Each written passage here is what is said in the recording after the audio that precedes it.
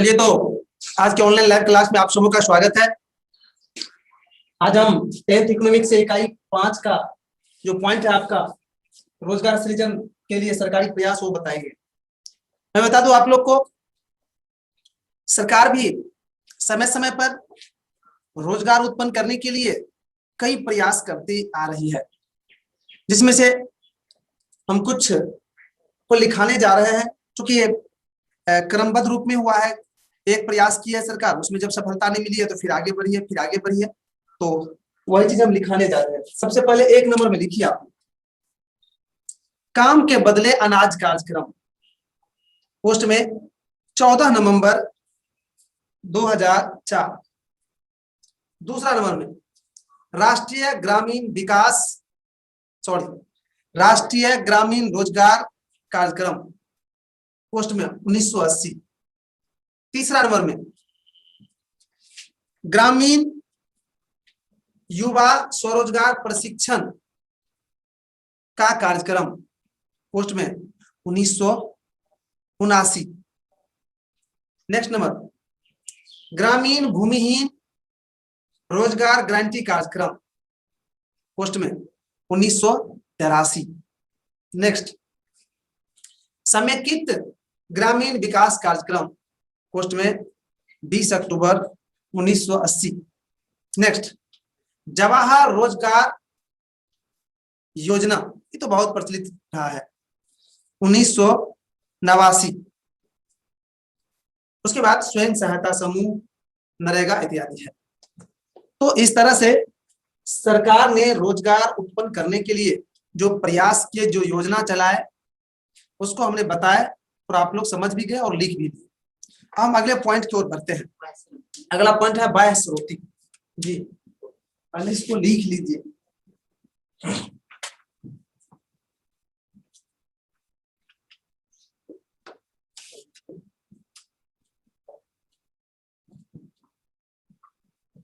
बाह्य स्रोत, इसको इंग्लिश में कहते हैं आउटसोर्सिंग।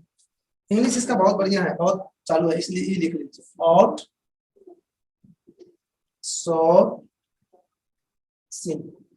ये हो गया आपका। थोड़ा सा इसके विषय में पहले सुन लीजिए, उसके बाद हम लिखाएंगे। आउटसोर्सिंग का मतलब होता है बाहरी। सोर्स का मतलब माध्यम होता है, बाहरी माध्यम।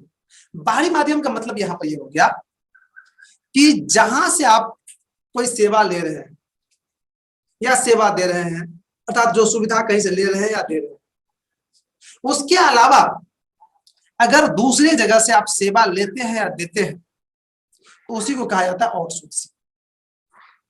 मान लीजिए कि आप एक फैक्ट्री के मालिक हैं और आप फैक्ट्री में जो कच्चा माल होता है या शक्ति के साधन होते हैं, कोयला इत्यादि जो भी हो, वो आप किसी एक केंद्र से बराबर ले रहे हैं, लेकिन किसी कारणवश या जैसे भी हो, आप अगर बीच बीच में कहीं दूसरे जगह से भी वह सेवा ले लेते हैं, वह साधन ले लेते हैं, तो उसको कहा जाता है आउटसोर्स। अब दूसरा उदाहरण देख लीजिए। अभी सरकारी वर्कर हैं, सरकारी स्टाफ है, चाहे वह स्कूल का हो, कॉलेज का हो, अन्य कार्यालय का हो, तो वहां के काम करने के बाद जो उसको टाइम बचता है तो घर पर भी दूसरा काम करता है। जैसे सरकारी टीचर है तो स्कूल के बाद भी ट्यूशन पढ़ाते हैं, तो वो ट्यूशन पढ़ाना उसका क्या हो गया, आउटसोर्स हो गया, बाहरी चीज हो गया। जहां से नियमित सेवा ले रहा हो तो ले रहा है, उसके अलावा भी दूसरे जगह सेवा ले रहा है, तो शायद आउटसोर्सिंग समझ में। और मैं बता दूं, भारत के लोगों में ये आउटसोर्सिंग का गुण काफी अधिक पाए जाते हैं। भारत के लोगों में ये गुण काफी अधिक है, शायद समझ में आ गया। चलिए इसको नोट कीजिए। आउटसोर्सिंग या बाह्य स्रोत,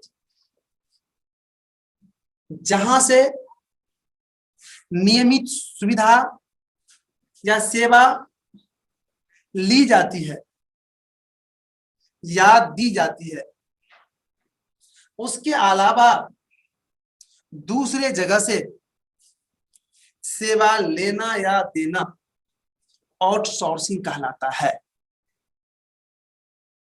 भारत के लोगों में आउटसोर्सिंग का गुण काफी अधिक है, तो शायद आप वह श्रोति भी समझ में आ गया और सोर्सी भी आप समझ गए। लेकिन आ जाओ आज, लेकिन आज अब हम आगे नहीं बढ़ पाएंगे क्योंकि आपका समय समाप्त हो रहा है। अतः आज की क्लास को हम यहीं पर विराम दे रहे हैं जी।